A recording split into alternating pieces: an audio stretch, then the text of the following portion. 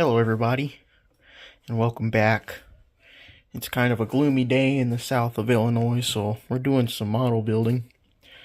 I've taken, while I'm waiting for the paint to dry on the interior of the Dodge Challenger, I've taken a look at this 3D printed Chrysler small block I bought. And this is the VCG Resins kit. And this is my first experience with any 3D printed parts, but I can tell you it won't be the last. This is the automatic transmission here.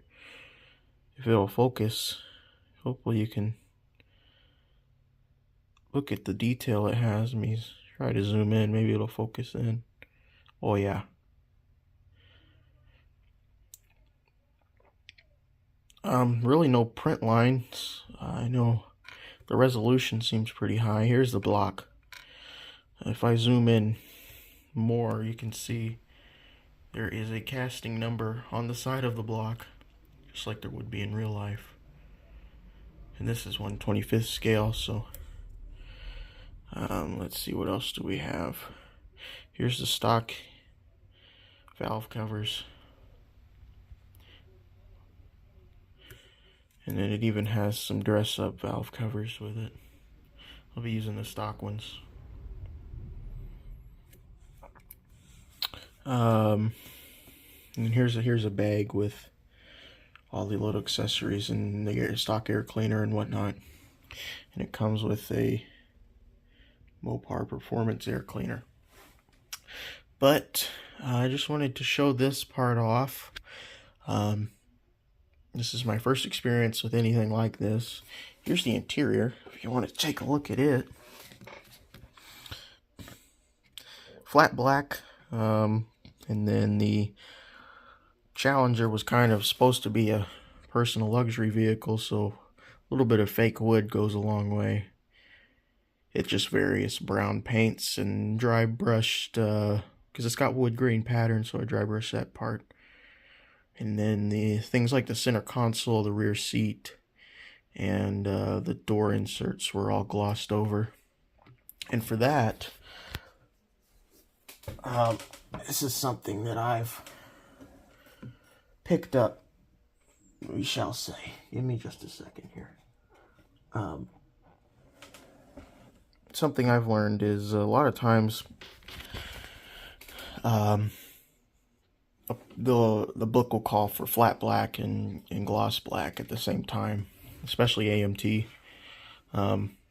There's nothing wrong with that, but instead of buying two paints, buy one rattle can of flat black. Matter of fact, buy this one at Walmart, Rust-Oleum, because this is a big old can, and I've bought that at the beginning of the year, and it's, I think, still a quarter full. I've used it on almost every model I've made this year, which is not too many, but it's not a little amount either.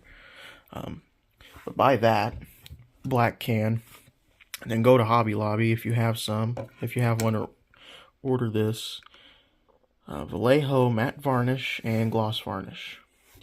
Now you can spray this right out of the bottle through the airbrush, and you can brush paint it without streaks. So if you're doing something like a chassis, and the front end is going to be gloss black